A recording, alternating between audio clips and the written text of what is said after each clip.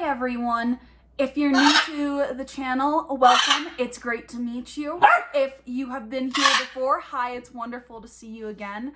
My name is Madison and I am one of the hosts of the Itty Bitty Homestead Committee. Our second host, who you won't see often on video, but is a part of this, is Danny. He's currently out on the road. And every once in a while you'll see him poke his head in, but other than that, you're stuck with me. Here on the homestead, we kind of are a baby homestead with varying backgrounds. And although I do come from a more farmy background, Danny comes from a more city background. So we're trying our hand at homesteading, and we are baby homesteaders. So we have a menagerie of things we are trying, but I do specialize in raising rabbits and meat rabbits. I raise Rexes for my meat, and I raise Rexes because I like how soft they are. They're so soft. So that does give us a byproduct of fur as well as meat. So that is also why I have a series called Madison Talks Way Too Much About Bunnies. Because I do. And if we don't get going, I'm going to continue talking about them. So let's get into why we are here today, shall we? I was so graciously invited to this collab by Ormsby Farms with 10 other channels. So there'll be 11 of us total posting on today, which will be Wednesday, to be put in a playlist on Homesteading 101. And it's just covering some of the basics of homesteading. So if you get a chance, there's going to be a playlist of all of our videos. It's going to be linked here down below. Go look at all the other people we have in this grouping. There are some really amazing homesteaders that are covering some really interesting topics, and they're extremely knowledgeable. So go check them out. It's some entertainment for you. You know, watch it as you're cleaning. That's how I do my YouTube. Tons of cleaning, tons of YouTube. There's also a Facebook group you can join. I'm going to have those links down in the description box, and let's get into this.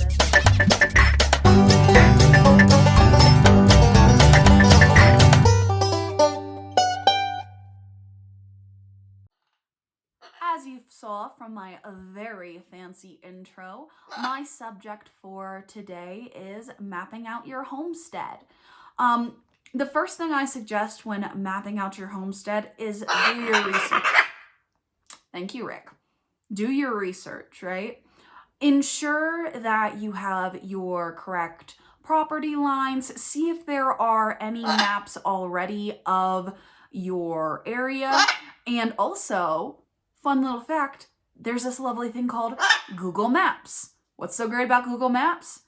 You can take Google Maps and save yourself a ton of time in graphing by printing yourself out the maps if you're a writing kind of person, or if you're a digital guru, you can do everything on the computer. So you can save yourself a little time instead of drawing out your map by hand.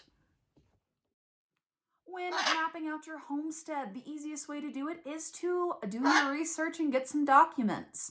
So make sure that you have your correct landlines and that you know where your homestead starts and begins. If you are extremely fancy, you can get yourself a little drone and fly it in the air. The closest thing I have to a drone is this. He's not very good at telling me what he sees. He's just really good at being loud. So, if you don't have access to a drone, there's plenty of other things you can do. Once you have an idea of what your homestead looks like from Google Maps and your research of landlines, it's time to walk the property, right? When you're walking your property, and I'm going to insert some B-roll here so you can kind of see what I do when I walk my property and what I look at. When you walk your property, you want to get an idea of both what is on the ground and what is in the sky.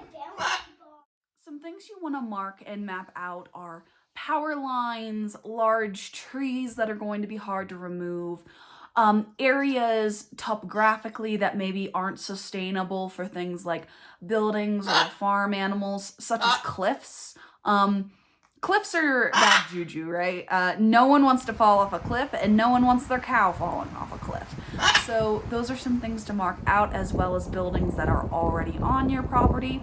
And also something I like to do is I like to put little notes, right?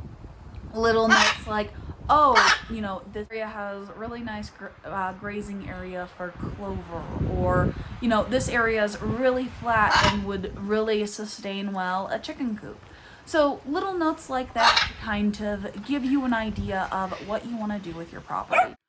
Once I have a bit of a better idea of what my property looks like, where my landlines are, and what might be a problem from my power lines, trees, and already there buildings, I'm going to sit down and I'm going to come up with a plan. Sorry, we have a really bad windstorm coming through today, and Rick can't decide whether he needs to be coddled or if he wants to be an independent big boy. So let's get back into it. So in phase 1 of mapping out your homestead, not only do you want to get a general idea of what you're dealing with, you want to have a general idea of, 1, what you're going to do. Are you going to raise meat animals? What kind of meat animals are you going to raise? Do you have enough room for all of that? Does your HOA allow that? Are you just planning on doing a garden? What kind of weather zone do you live in? Do you live in a zone that only has a month or 2 of growing time before everything freezes? Or do you live in a tropical wonderland? If you live in a tropical wonderland, I am jealous of you, and I want to steal some of your sunshiny warmth. With that being said, plan out what you're doing so you can get an idea when mapping what you want to do with anything. Another idea that I have for mapping is, what are you going to keep? What are you going to take out? If you get onto a homestead and there are already buildings on the homestead, see if you can use them. It'll save you time, it'll save you money. Don't destroy them right away if you don't want to keep them. For instance, Danny and I, we have multiple outbuildings. They're not permanent. We will destroy them eventually, but we don't have the money to do it straight away. Our chicken coop is an old shed. It works for now. It's not my favorite, but they're safe and they're happy. My rabbit barn and horse barn were here. I don't particularly like them. It's taken a lot of playing and doing. It's a dirt floor. I've had to put pallets in it just to make the ground a little more even and to keep everything dry and up off of everything, because that's where I also keep my hay. So think about what you want to do with what you have found out with your mapping. And, try to think of it as little bits at a time and not all at once. That also helps with that overwhelming feeling of moving into something too quick. Because trust me, I jump headfirst into everything, and sometimes that gives me a bit of anxiety. So take your time and figure out what you need to do. Once you figure out what you're keeping and getting rid of, start thinking about what you're going to add in. Are you going to put in another barn? Are you going to throw in a compost area? My compost area is a couple of overflowing pallets that are waiting to get thrown on my dead garden. They'll sit there for the next 6 months or so until we warm up again, and I'm okay with that. But you may not be okay with that. Trust me, it's a mess. Danny hates it. I love it. But that's something you have to look into. But once you figure out what you're doing and what you want, start measuring things out, right? See where everything fits. If you have a lot of land where you can kind of smudge some numbers and it's not going to matter, that's wonderful. I'm so happy for you. But if you are like me and you are living on 2 acres, you're going to have to figure some things out, because 2 acres isn't a lot to be sustainable on, right?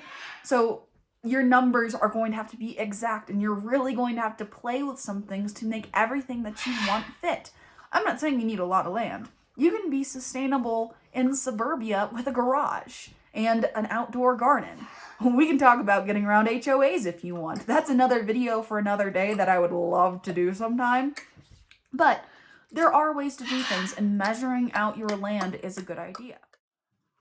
Once you map everything out and you get your measurements with your lovely little tape measure and all your corners, what I suggest you do is start looking into what kind of structures you want to have that are going to fit in those areas. Refurb barns are great, but so are pole barns. What I also suggest doing is make sure it's multi-purpose, because, for instance, I have decided I don't like free-range chickens.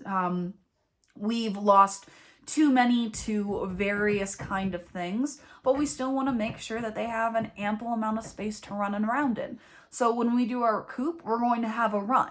They'll still have access to the ground, they'll still have access to grass. We'll make sure we throw in treats, but we want to make sure that they're able to do that. So we need to find a structure that fits that, but maybe in the future that coop isn't what we're going to do because we decide we hate chickens in general, right? Which probably won't happen. I love chickens. But if that does happen, I need a coop that I can transfer into a different barn. I raise rabbits, right? Maybe I want to turn that coop into a rabbit colony. I've never tried rabbit colonies before, but maybe that's an ample opportunity to do that. Make sure everything is transferable and is useful to you, not only for what you're thinking about now, but for something in the future as well. Something that is going to last you for a long time and have many uses. Another idea for mapping out your homestead, and it might seem silly, but it really does help visualize things, right? Take your Google Map printout, right? And put it on a grid. You can put it on a grid using Excel, or you can do it in various kind of Acroby downloads, or you can take a ruler and put your lines in, and you can make a chart that says for one box is 100 square feet, right? Once you do that, if you don't want to do it on the computer, you can cut out little pieces of paper and label them. You can label them barn, you can label them chicken coop, you can label them pasture, or you can get even more specific: cow pasture, goat pasture, pig lot. I love pigs. I don't have enough room for pigs yet, but someday I will get pigs. Make sure that you can visualize it. You can also do that in Excel, or you can do that on your computer as well if you're not a let's get crafty kind of person. Whatever works for you to sit down and map everything out, because in the end, this is going to be beneficial for you to get everything put together. This is part of the planning phase, which is my favorite phase. So it is really helpful. Finally, the last thing I have for you is do what is going to be viable for you when you're mapping and planning, right? Don't think you have to go buy some really expensive programming or some really, expensive drone or anything. If you have those things on you, great, go for it. But if you don't, there are ways to go around it. Use your resources that you have at your fingertips. And don't feel bad if you're not matching up to the neighbors or the people you see here on YouTube. We all had to start somewhere. We all started at ground zero. We're all trying to figure this out. Everybody has different means, they have different assets, they have different pros and cons to their homestead. Just don't give up and keep pushing, because there are going to be ups and downs, whether that's mapping out your land or dealing with a really bad storm and losing half your crop, or getting a raccoon in your coop that you thought was secure and losing, 3-4 chickens to it. Just keep pushing and do what you can. And also, this community's really great, y'all. If y'all have questions or y'all want to check something out, reach out to any one of us. We don't bite much hard. I think we're pretty nice. Everybody's really chatty and will talk your ear off, but we're always willing to help out somebody who is new to this community, or people who have been in this community for a while and just need new ideas. So, be open to people and do what you can to push forward. All right, y'all, with that, we're going to wrap up this video. Thank you all again for checking me out, whether you are a return subscriber or if you are just new to this Homesteading 101 collaboration. I appreciate each and every one of you. Make sure to like, comment, subscribe, not only on this video, but check out those other collabers. Like I said, they are a great wealth of knowledge. A great big shout out and thank you to Ormsby Farms for this opportunity. Make sure you check out that Facebook group, and also I just want to invite y'all to use hashtag, see, I can be cool, hashtag Homesteading 101. Join in on it, you know, join the collab. Use the hashtag, put in some knowledge that you know that might help a new homesteader, or maybe a homesteader that's been in it a while, but you got a special bit of knowledge or tricks that you want to share. But again, thank y'all so much. I'm going to be seeing you for the next episode, which, you guessed it, is Madison talks way too much about bunnies, because I'm not going to stop, because it sets off my dopamine levels in my little ADHD brain. So I'll see y'all later.